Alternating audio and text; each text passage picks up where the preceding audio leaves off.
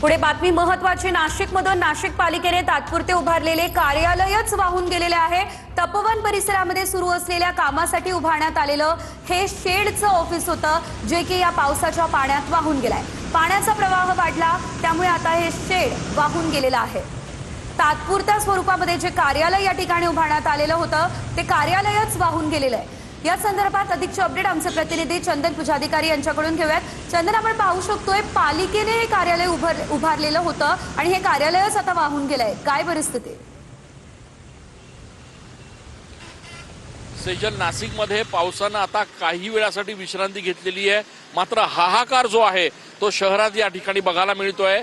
एकीकडे महापालिकेनं तपोवन परिसरात सिंहस्थासाठी जे काही छोटे छोटे शेड्स उभारले होते ते या ठिकाणी पूर्णपणे पाण्यात वाहून गेलेले आहेत, तर दुसरीकडे मी आपल्याला दाखवू इच्छितो हा गंगापूर रोड आहे। हा गंगापूर रोडची अवस्था बघा, इकडे बघा, या बाजूला पूर्ण पाण्याने भरलेले रस्ते जे आहेत ते आपल्याला बघायला मिळत आहेत। नदीचं स्वरूप आहे ते अक्षरशः गंगापूर रोडला आलेलं आहे आणि या प्रचंड पाण्यामधनं आता शालकरी विद्यार्थी असतील, नाशिककर असतील, यांना या ठिकाणी मार्गक्रमण करावं लागतंय। इकडे बघा, हा संपूर्ण रस्ता जो आहे तो या ठिकाणी खचलेला आहे।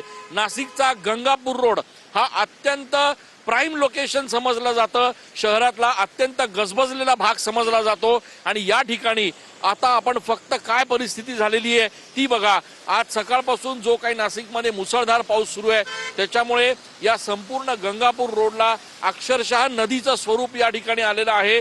शालेय विद्यार्थी जे आहेत त्यांना आता शाळांमध्ये गेल्यानंतर सुट्टी जाहीर करण्यात आलेली आहे आणि वाहनं बघा, अक्षरशः या नदीसारख्या रस्त्यांवरनं नाशिककरांना मार्गक्रमण करावं लागतंय। रस्त्याच्या रस्ते या ठिकाणी खचलेले आहेत, त्याच्यामुळे महापालिका प्रशासनानं हे सगळं माहिती असताना सुद्धा याच्या उपाययोजना का केल्या नाहीत असा संतप्त सवाल जो आहे तो नाशिककर उपस्थित करू लागलेत। त्याच्यामुळे एकूणच या सगळ्या परिस्थितीमुळे नाशिककरांमध्ये मात्र प्रचंड संताप जो आहे तो व्यक्त होताना दिसतोय। सेजल, अगदीच धन्यवाद तुम्ही दिलेल्या सर्व सविस्तर अपडेट्ससाठी। इथेही TV9 चे एक्सक्लुझिव्ह दृश्य आपण नाशिकमधील पाहतोय। नाशिकमध्ये गेल्या 2 दिवसांपासून पावसाची संततधार सुरू आहे।